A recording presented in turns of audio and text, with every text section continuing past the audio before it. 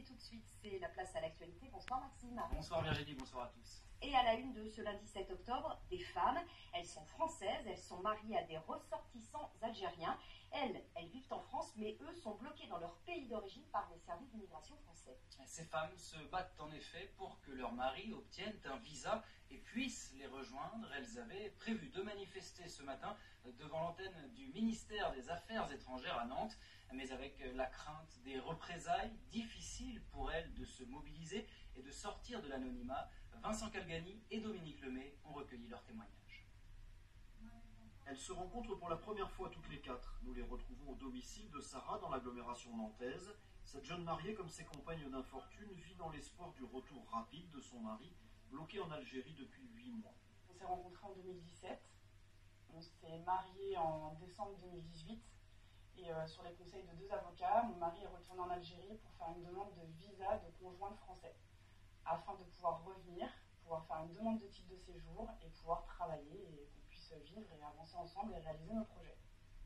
Une démarche classique, normalement accordée dans la plupart des cas, sauf depuis 2018. Le couple se voit refuser le visa de conjoint étranger de ressortissant français pour monsieur, au motif qu'il n'apporte pas la preuve, je cite, de son intention de mener une vie commune.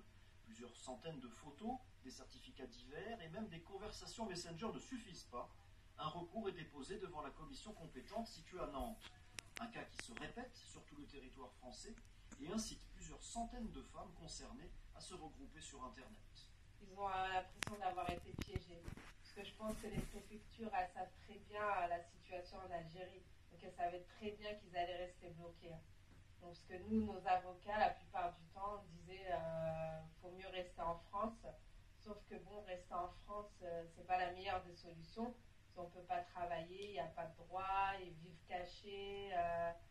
Donc c'est pas une solution. Donc beaucoup ont dit on va tenter le coup, et ceux qui sont restés en Algérie malheureusement. Pour le moment, il ne reste pas beaucoup de solutions. Soit ma femme elle rentre en Algérie pour vivre avec moi définitivement, soit je vous dis ça en direct, soit pour ma femme je suis prêt à mourir, je vais essayer de rentrer illégalement. J'ai pas d'autre choix.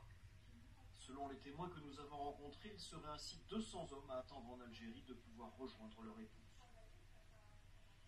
Nous y étions.